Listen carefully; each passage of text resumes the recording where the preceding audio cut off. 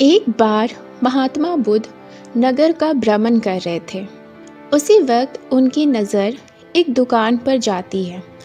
उस दुकान के बाहर एक व्यक्ति उदास बैठा था जो काफ़ी ज़्यादा चिंतित नज़र आ रहा था।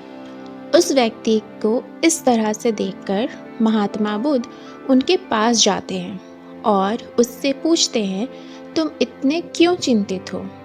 मुझे बताओ, तुम्हें क्या समस्या है? शायद मैं तुम्हारी कोई मदद कर सकूं। वह व्यक्ति महात्मा बुद्ध से कहता है, उसके जीवन में कुछ ठीक नहीं चल रहा। महात्मा बुद्ध कहते हैं, क्या बात है?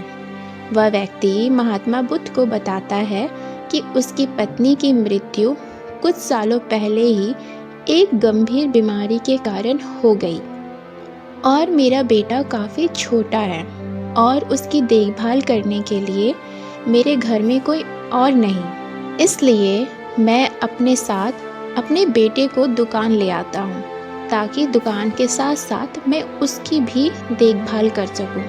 यह इतना ज़्यादा शरारती है कि मैं इससे परेशान हो गया हूँ। मुझे समझ नहीं आ रहा कि मैं क्या करूँ।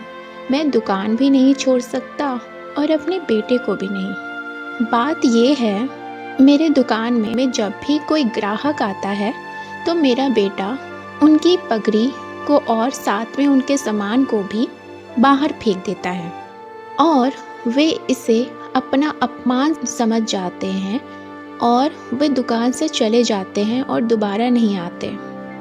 आप ही बताइए महात्मा, मैं क्या करूं? महात्मा बुद्ध व्यक्ति से कहते हैं, अगर आप कहे तो मैं आपकी सहायता कर सकता हूं। वह व्यक्ति महात्मा बुद्ध को निम्रता से कहते हैं, क्या आप सच में मेरी सहायता कर सकते हैं? महात्मा बुद्ध कहते हैं, हाँ, पर मेरी एक शर्त है। मैं जो भी करूँगा आप मुझे करने देंगे। आप मुझे वैसा करने से रोकेंगे नहीं। महात्मा बुद्ध व्यक्ति से कहते हैं, ये आप मुझे वचन दें, तभी मैं आपकी मदद करूँगा। वह व्यक्ति महात्मा बुद्ध को यह वचन देता है कि वह उनके कामों के बीच में नहीं आएगा। दूसरे दिन महात्मा बुद्ध एक ग्राहक बनकर और वे एक पगड़ी पहन उस व्यक्ति के दुकान में आते हैं। जब उस व्यक्ति का बेटा महात्मा बुद्ध को पगड़ी पहने देखता है तो वह उनके पगड़ी को बाहर फेंक देता है। महात्मा बुद्ध उस बच्चे को मुस्कुराते हुए कहते हैं, वाह, तुमने तो कितनी अच्छी तरह से पगड़ी फेंकी। जाओ, उस पगड़ी को लेकर आओ। महात्मा बुद्ध के कहने पर वह बच्चा पगड़ी लेकर आ जाता है। महात्मा बुद्ध बच्चे से कहते हैं, क्या तुम फिर से यह पगड़ी फेंकना चाहते हो? तो वह बच्चा उसकी पगड़ी को दोबारा बाहर फेंक देता है। उस व्यक्ति को यह सब देखकर समझ नहीं आता कि महात्मा बुद्ध करना क्या चाहते हैं। दूसरे दिन महात्मा बुद्ध फिर उस व्यक्ति के दुकान में आते हैं, पर वे इस बार अपने साथ एक लकड़ी और एक कुल्हाड़ी को भी लेकर आते हैं। बच्चा महात्मा बुद्ध को देखते ही वह उसके पास आ जाता है और उनकी पगड़ी को और साथ ही लकड़ी और कुल्हाड़ को भी बाहर फेंक देता है। महात्मा बुद्ध बच्चे से कहते हैं, तुम जाओ और उस लकड़ी को काटो।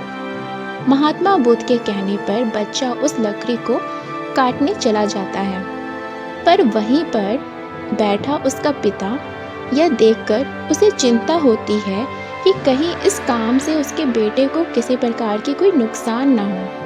पर वो महात्मा बुद्ध से कहता क्या, उसने तो यह वचन दिया था उन्हें कि वह उनके कामों में बाधा नहीं देगा। इसी प्रकार से एक हफ्ता बीत जाता है। महात्मा बुद्ध हर दिन कोई न कोई काम लेकर आते और उस बच्चे को करने को देते और देखते ही देखते वह बच्चा यह भूल गया वह क्या करता था, यानी पगड़ी और सामान को बाहर फेंकना। यह आदत उसकी खत्म हो गई थी।